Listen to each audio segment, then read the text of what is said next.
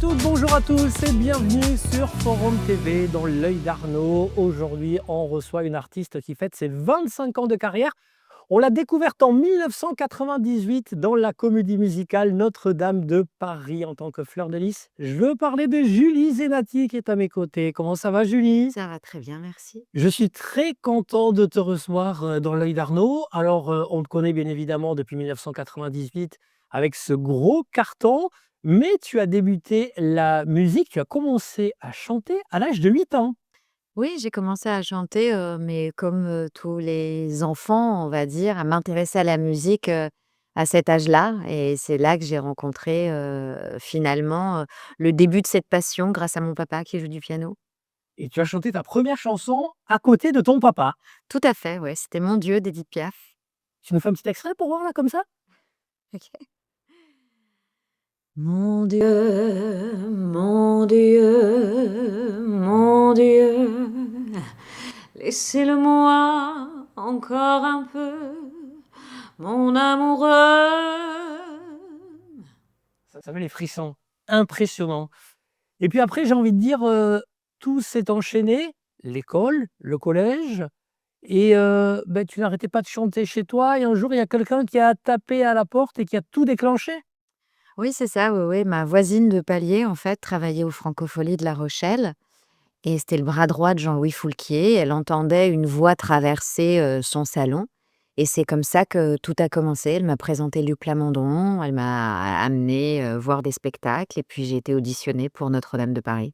Alors comment s'est passée l'audition avec, Luc Plamondon? Parce que ça a été une grosse comédie musicale, et tu étais en plus la plus jeune, donc comment ça s'est passé, comment tu es arrivée là en 1998?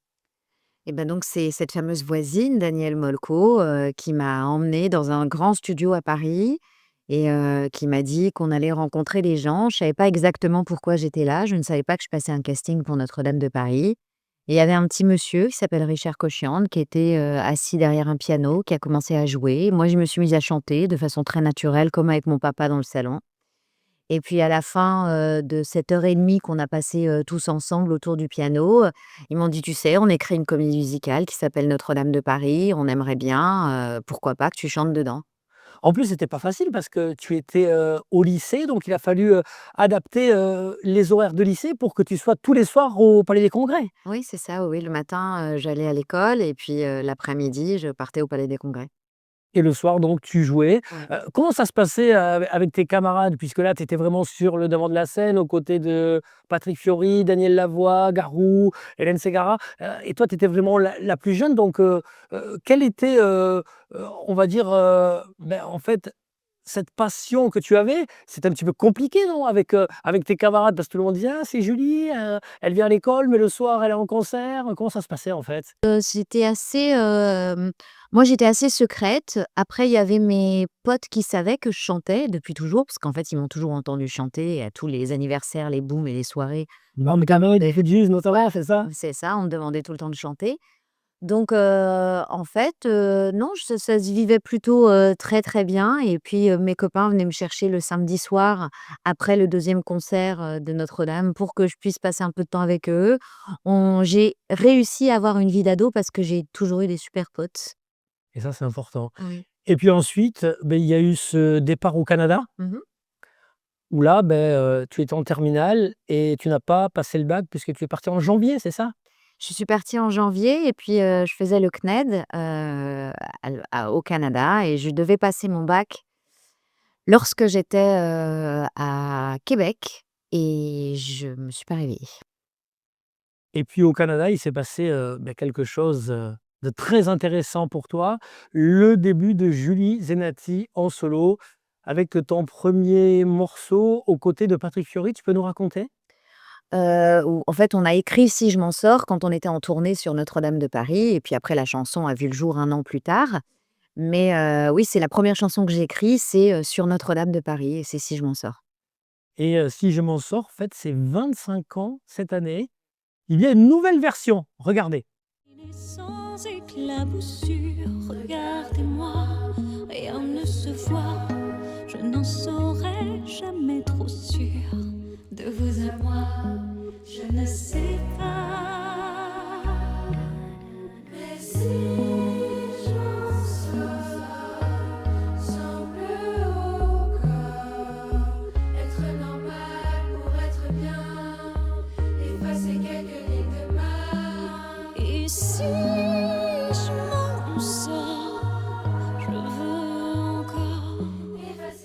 m'en sors, nouvelle version qui change de la première, Julie. En fait, l'idée, c'est que cette chanson, ça fait longtemps maintenant qu'elle m'appartient plus, puisque j'ai cette chance que les gens s'en soient emparés et qu'elle fasse partie, finalement, un peu du paysage français. Donc, c'est toujours une joie de l'entendre chanter par des enfants ou des jeunes gens de The Voice, de Starac. Enfin, voilà, j'ai cette chance-là que cette chanson continue d'exister comme ça. Et donc, pour ces 25 ans, j'avais très envie d'être dans une forme de transmission. Donc, c'est pour ça que j'ai demandé à la chorale des enfants de Bondy, qui sont des jeunes ados, de venir chanter avec moi et de faire revivre Si je m'en sors encore différemment. Tu es en tournée actuellement, tu étais il y a quelques jours à Pamiers et à Mazamet. Et ce qui est bien dans cette tournée, c'est que tu accueilles avec toi sur scène des chorales locales.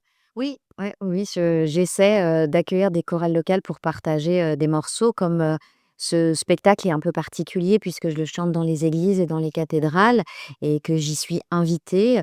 L'idée, c'est de faire participer le plus possible les gens qui m'invitent et qui sont de la région ou du coin. Et ce qui me permet voilà, de continuer à tisser des liens qui sont toujours très agréables. Dans ce spectacle, tu interprètes bien évidemment Si je m'en sors. Tu viens de ressortir ce morceau, mais il y a une suite de prévue. Qu'est-ce que tu nous prépares? Ben, en fait, là, je suis en tournée jusqu'à fin 2026 avec l'album Le Chemin. J'ai cette chance incroyable de pouvoir chanter le 17 septembre prochain à la Madeleine à Paris, qui est une très très belle église et qui est très symbolique. Donc, je suis ravie de pouvoir faire ça. Et dans cet album, il y a ce morceau, Païenne. Regardez. Ferme les yeux pour voir une lueur dans le noir.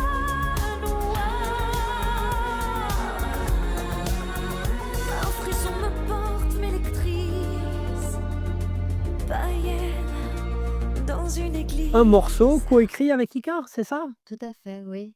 Dans cet album, j'ai travaillé avec des amis comme Da Silva, avec qui j'ai l'habitude de travailler, ou Oden. Et puis j'ai rencontré des nouvelles personnes. Il y a Jacinthe, des Frangines et Icare, que je connais depuis longtemps, mais avec qui on n'avait jamais travaillé. Et là, on a trouvé notre façon de pouvoir partager de la musique. Et c'est Païenne qui ouvre l'album. Il y a également ce morceau qui est très joli, Demain. Extrait. Demain, c'est si loin qu'on oublie qu'avant demain, il nous reste aujourd'hui. Prenons le temps d'un infini pour tout vivre aujourd'hui, tout vivre un jour, demain. Julie, tu as écrit pour les plus grands, il y a beaucoup de gens qui t'aiment dans le milieu. Regarde cet écran, il y a quelqu'un qui a un petit message pour toi. Coucou Julie, il paraît que tu passes aujourd'hui dans l'œil d'Arnaud. Alors je te fais un petit coucou. Voilà, j'en profite et puis c'est l'occasion de te remercier aussi. Encore une fois, de te dire merci pour de m'avoir invité à chanter cette chanson avec toi. Ça avait pour moi beaucoup de sens, voilà, d'accepter après la belle rencontre qu'on a eue et toutes ces discussions dans ta cuisine, toutes ces discussions existentielles. C'est vrai que moi, je suis toujours marquée et impressionnée par les gens qui se questionnent, qui cherchent. Et c'est ce que j'ai aimé chez toi. Je crois que c'est ce qui m'a touchée. Et donc voilà, merci pour ça parce que c'est précieux. Et voilà, j'espère à bientôt. Je t'envoie super fort et bonne émission. Cette personne, c'est Jacinthe, l'une des deux Frangines. Oui, et c'est une personne extraordinaire qui a un grand cœur. C'est une artiste que je suivais, avec laquelle j'avais déjà chanté au sein des Frangines. Et puis, j'entends une chanson qui me plaît beaucoup, qu'elle a commencé à écrire avec un autre auteur qui s'appelle Igit. Et je lui ai dit, écoute, j'aimerais bien qu'on retravaille cette chanson, je pense qu'il y a quelque chose à faire, etc. Elle a pris son petit train, elle est venue d'Orléans, et puis on a passé une journée toutes les deux. Et à la fin de cette journée à réécrire, je lui ai dit, mais est-ce que ça serait pas un duo? Et elle me dit, je sais pas. Je lui dis, est-ce que tu chanterais avec moi? Elle m'a dit oui. Et puis voilà, c'est parti comme ça. C'était une très jolie rencontre humaine. Vous avez un point en commun toutes les deux, c'est que vous avez de très belles voix. Merci beaucoup. 3 mots à présent dans cette émission. On va commencer par le mot voix, mais voix V-O-I-E. Ça évoque quoi pour toi? Voix VOIE, pour moi, ça évoque, le chemin.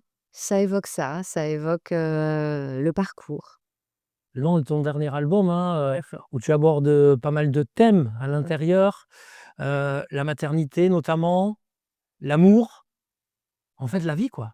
Oui, c'est ça, en fait et la voie pour moi, c'est justement ce fameux parcours, ce fameux chemin, ces rencontres, ces moments de joie, ces moments de perdition, c'est la vie, quoi.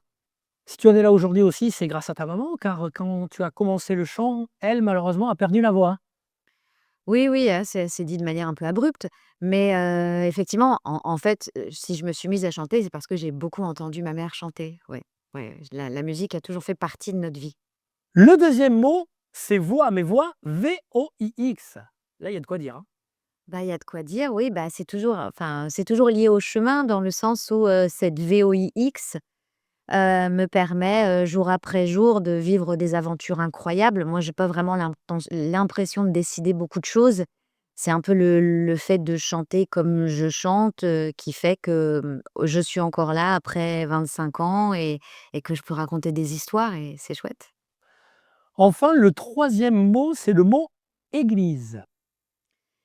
Bah, église, c'est cette nouvelle aventure. J'ai commencé sur le parvis de Notre-Dame de Paris à 25 ans et aujourd'hui je pousse la porte des églises et j'y chante à l'intérieur.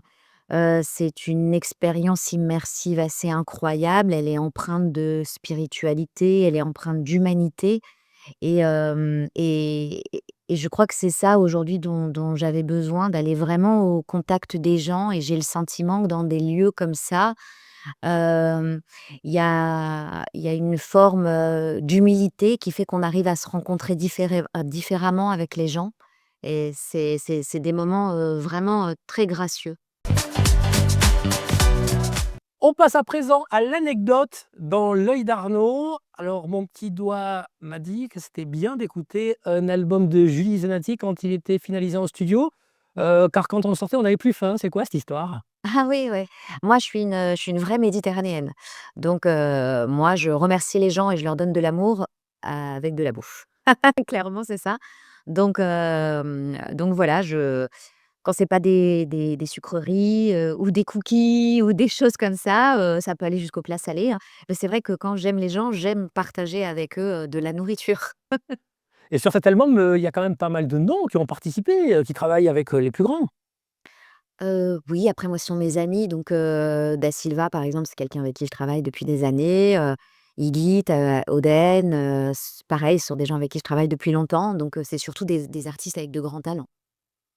Et Julie, tu as un grand talent également. On peut te voir, bien évidemment, sur scène jusque, on va dire fin 2026, hein, c'est ça, dans cette tournée des églises? C'est ça, fin 2026.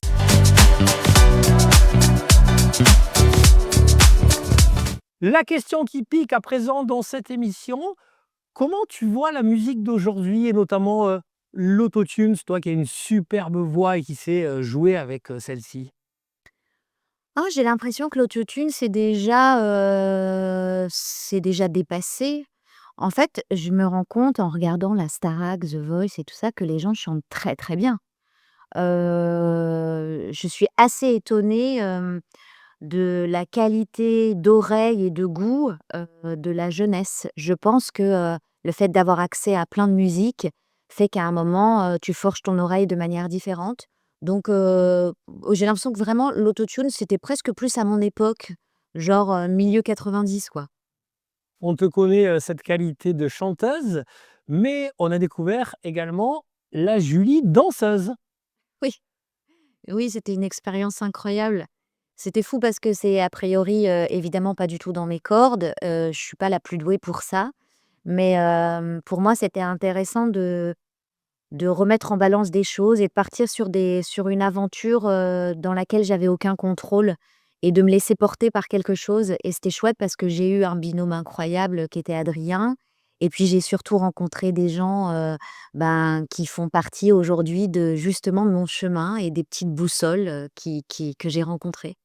Comment tu es arrivée, dans cette émission Danse avec les stars? C'est parti d'où? On me l'a proposé en fait, plusieurs fois. J'ai plusieurs fois dit non et puis cette fois-ci, bah, je sais pas trop comment je me suis retrouvée là, cette fois-ci, j'y suis allée, oui. Tu Oui, as demandé à tes enfants aussi qui t'ont dit: «Vas-y maman», c'est ça? oui, oui, je leur en ai parlé parce que je leur ai expliqué que c'était une exposition quand même qui faisait que, voilà, ça allait être plus compliqué de pas dire que maman, elle était chanteuse, parce que Danser avec les stars, c'est vraiment quelque chose qui rentre dans les foyers donc voilà.